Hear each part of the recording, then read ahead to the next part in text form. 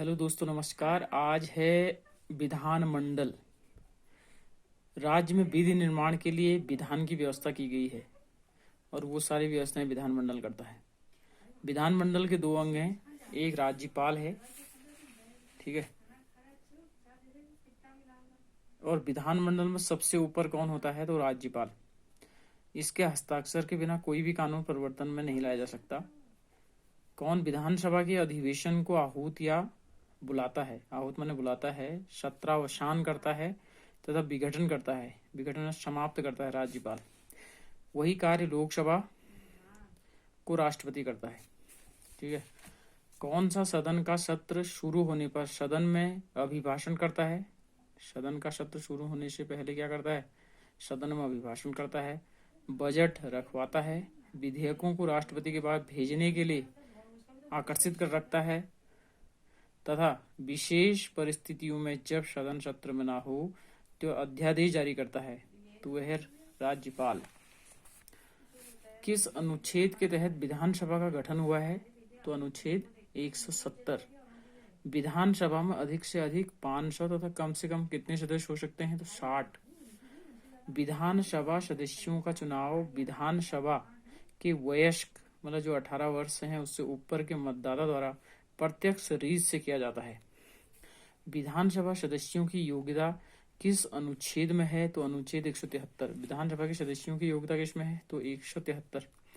इनकी योग्यताएं ये हैं कि वह भारत का नागरिक हो, उसकी आयु 25 वर्ष हो, किसी लाभ के पद पर कार्यरत न हो। विधानसभा सदस्यों के पद ग्रहण राज्यपाल द्वारा तीसरी अनुसूची के अनुसार दिलाई जाती है।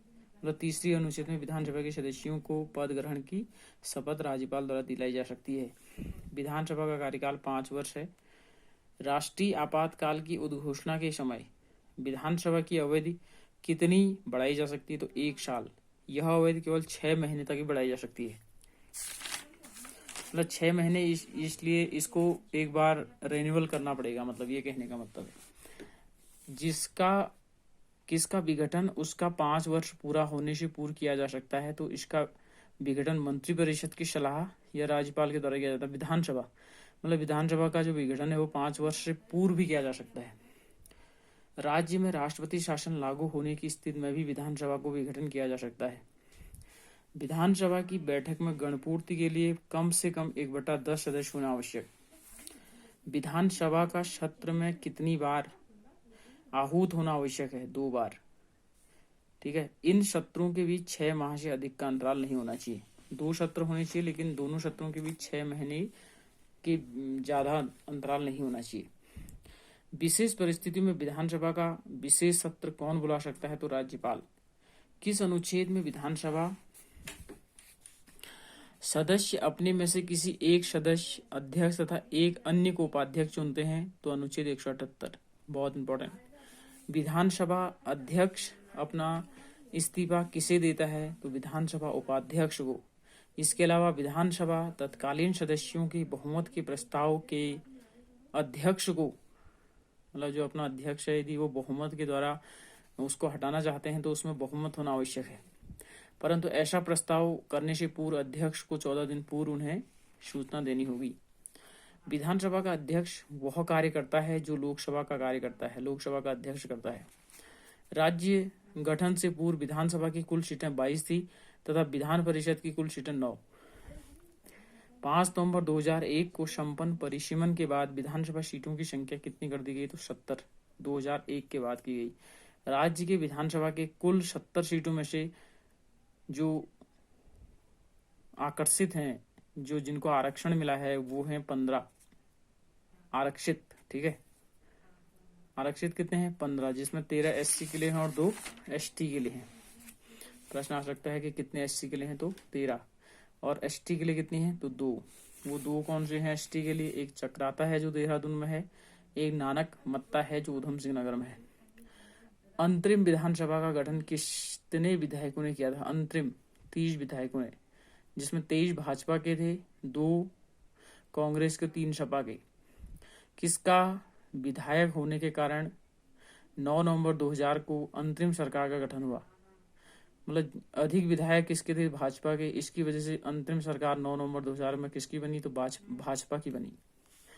उत्तराखंड के प्रथम राज्यपाल सुरजीत सिंह बरनाला, ठीक है, तथा प्रथम मुख्यमंत्री कौन बने? नित्यानंद स्वामी। नित्यानंद स्वामी के त्यागपत्र के बाद श्री भगत सिंह कोश्यारी मुख्यमंत्री बने। प्रथम विधानसभा चुनाव कब हुए? तो 14 फरवरी 2002 को। प्रश्न ये भी बना है कब हुए पहले विधानसभा? तो 14 फरवरी 2000। इसमें कांग्रेस को 36 सीटें, भाजपा को 19 सीटें मिली। 2 मार्च 2002 को कांग्रेस के सांसद को प्रथम निर्वाचित मुख्यमंत्री बनाया गया। कांग्रेस के थे प्रथम निर्वाचित मुख्यमंत्री श्री नारायण दत्त तिवारी, 2002 में बने। विधानसभा चुनाव 21 जो द्वितीय विधानसभा संपन्न हुए वो हुई 21 फरवरी 2007 को संपन्न हुए, ठीक है, द्वितीय विधानसभा होना चाहिए।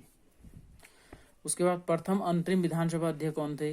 प्रथम विधानसभा अध्यक्ष भी आएगा तो प्रकाश पंत, लेकिन अंतरिम रूप में थे।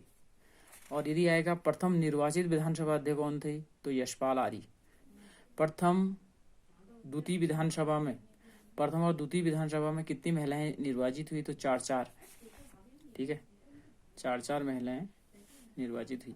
8 मार्च 2007 को राज्य के दूसरे निर्वाचित मुख्यमंत्री कौन बने? तो भाजपा के मेजर भुवन चंद खंडूरी जी बने।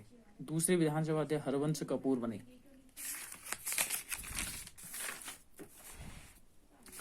तृतीय निर्वाचित विधानसभा चुनाव में 67.70% मतदान हुआ 30 जनवरी 2012 को। इसमें 5 महिलाएं निर्वाचित हुई। पहले और दूसरे में 4-4 और पांचवें में तृतीय में 5 महिलाएं निर्वाचित हुई। तीसरे विधानसभा अध्यक्ष श्री गोविंद सिंह कुंजवाल बने। राज्य में लोकसभा की 5 तथा राज्यसभा की 3 सीटें हैं। तो जो राज्यसभा की जो 5 सीटें हैं वो अल्मोड़ा, पौड़ी, टिहरी, नैनीताल, हरिद्वार में है। अल्मोड़ा की सीट अनुसूचित जाति के लिए सुरक्षित है। राज्य में राज्यसभा सीटें कितनी हैं? तो 3 राज्यसभा सीटें हैं। राज्य में शासन का तीसरा महत्वपूर्ण अंग कौन सा है? तो जिसका मुख्य कार्य विधि की व्याख्या करना है, जो विधायिका और कार्यपालिका पर नियंत्रण स्थापित करती है, तो वो करती है कार्यपालिका। कौन नागरिकों के अधिकारों का रक्षक, संविधान का सजग प्रहरी कहा जाता है? तो न्यायपालिका को। राज्य में न्याय प्रशासन का शीर्ष कौन होता है? तो उच्च न्यायालय, जिसका मुख्यालय नैनीताल में है। राज्य में न्याय प्रशासन का शीर्ष कौन है? तो उच्च न्यायालय है, जिसका मुख्यालय कहाँ है? तो नैनीताल। नैनीताल उच्च न्यायालय का निर्माण अंग्रेज शासनकाल में lieutenant governor sir Antony McDonald ने किया। बाद में यहाँ ब्रांच डेल स्कूल खोला गया। यूपी सरकार ने किसे ग्रीष्मकालीन राजधानी बनाया? तो नैनीताल को। उच्च न्यायालय का उल्लेख संविधान के किस अनुच्छेद में है? तो 214। 20वें उच्च न्यायालय के रूप में नैनीताल उच्च न्यायालय की स्थापना कब हुई? तो 9 नवंबर 2000। अनुच्छेद 127 के अंतर्गत किसी राज्य के अन्य न्यायालयों और न्यायाधिकारियों के अधीक्षक का पूरा अधिकार दिया गया? तो उच्च न्यायालय को। राज्य उच्च न्यायालय में न्यायाधीशों की स्वीकृत पदों की संख्या कितनी है? तो 8। राज्य उच्च न्यायालय के प्रथम मुख्य न्यायाधीश कौन बने? अशोक अभयंकर देसाई या अशोक देसाई। राज्य का प्रथम रजिस्ट्रार किसे बनाया गया? तो GCM रावत को। राज्य में पंचायती राज व्यवस्था कब और किस अधिनियम द्वारा लागू हुई? तो 15 अगस्त 1947 को संयुक्त प्रांत पंचायती अधिनियम 1947 के तहत लागू किया गया। पंचायती राज व्यवस्था को किस अधिनियम द्वारा लागू किया गया? तो ये 1947 के अधिनियम द्वारा। जिला परिषद अधिनियम 1961 के तहत, ठीक है, ये कौन सा है? पंचायती राज प्रणाली त्रिस्तरीय अधिनियम कब लागू किया गया? तो जिला परिषद अधिनियम 1961। पंचायती राज प्रणाली को 73वें संविधान संशोधन के रूप में संवैधानिक निकाय घोषित किया गया। कब किया गया? तो 22 अप्रैल 1994। किस संविधान संशोधन अधिनियम के अनुसार पंचायत में महिलाओं को 33% से बढ़ाकर 50% आरक्षण दिया गया? तो मार्च 2008 में पारित। त्रिस्तरीय व्यवस्था में सबसे ऊपर आएगा जिला पंचायत, दूसरा क्षेत्र पंचायत, तीसरा ग्राम पंचायत। तो कल हम त्रिस्तरीय व्यवस्था के बारे में पढ़ेंगे। तब तक के लिए इजाजत दीजिए। नमस्कार।